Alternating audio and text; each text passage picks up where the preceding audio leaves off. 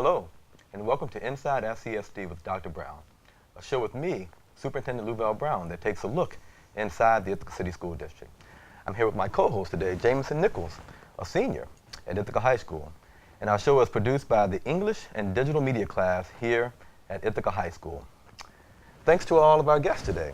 I'm sitting here with 3 of our 6,000 plus thinkers. Along with Jamison, I have 2 members of the Superintendent Student Advisory Council, Zsofia and Aaron.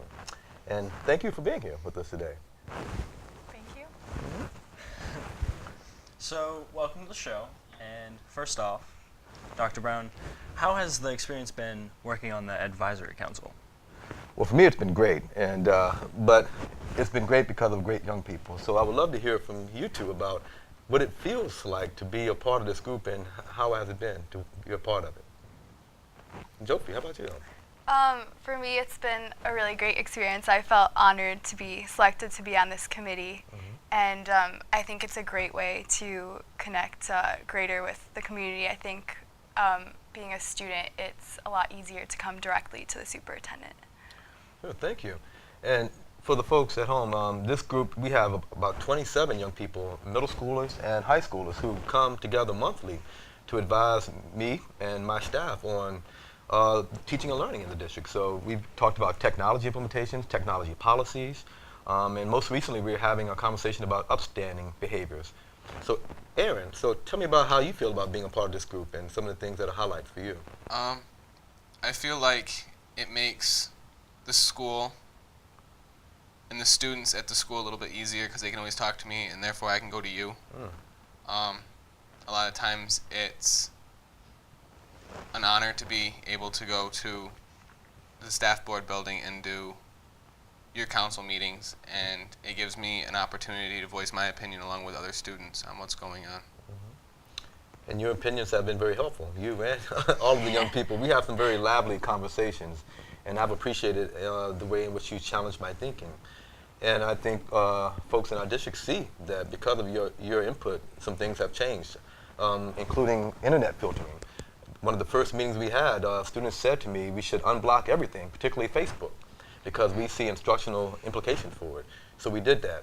Can you think of other things that you've brought to the table with me and my staff that you've seen actually change in the district? I feel like the use of Tumblr, Twitter, and the social media sites have really helped other students get out there, voicing their opinions and talking about things that concern them. It's an easy way to talk to any of the teachers and get to you personally. Sure. And I feel like it gives everyone an outlet if they need to talk to you or have a problem that someone needs to get addressed. Zsofia, would you add anything?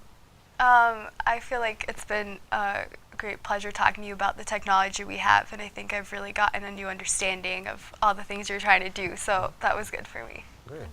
It's been great to have you there. Okay.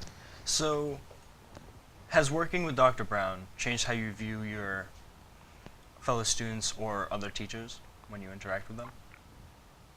Like, has your view of the student body or teachers changed? Well, I feel like when you work with someone so great and power, it just makes you feel so much more part of the community. So I feel like I want to do something for IHS and for us as a whole. It just made me feel a lot more connected. So I have a question. This year's focus for the group has been to promote an upstander behavior initiative. Can you talk a little bit about what we've talked about doing and some of the things we plan going forward? Well, first off, an upstander is a student who goes above and beyond what they got to do. And I feel like it's a great principle to have in IHS and in the school district itself, because it makes the students think about what they're doing and look out for things that they could do better. Great. Zsofia, what do you feel? Well, I think we're going to be doing some presentations at schools, and we're informing people about how to be an upstander and better. And also, we wanted to add technology to it and maybe make something on Twitter. Yeah, there are plans to launch a social networking campaign around being an upstander. So we're hoping folks will tweet use Instagram and Facebook to share examples of upstander behaviors as they see them on their in their daily interactions with young people. So, I have another question for you too. How do you think? What should future students joining student council keep in mind when they join? I think be open to the change. Don't try to block everything in. Let things happen as they're going to happen. And as the students come in, kind of open yourself up to the new ideas and the new student ideas, because without having the new students talking together and putting their experiences together, things aren't going to change and it's not going to get any better.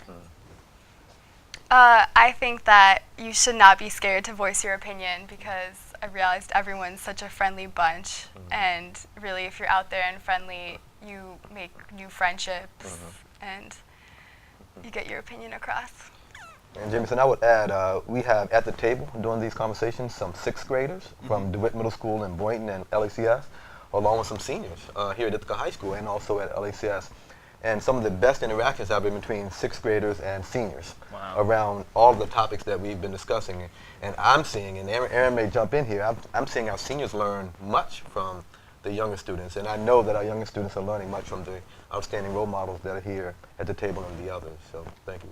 Would you say you've seen that? Yeah, I've seen a couple of the seniors in our group jump out and really attach to some of the younger kids and help, voice their opinions if they don't know how to say it themselves. Sure. Well, any other questions? I don't believe so. Oh, what would be some strategies you would give to any future members to get your voice heard? Use Twitter. I'm constantly in communications with Dr. Brown over Twitter, and I feel like, using the social media sites for like Tumblr or Instagram to get pictures out of what's going on during the day, it'll be a good way for students to open up and let other students know what's going on.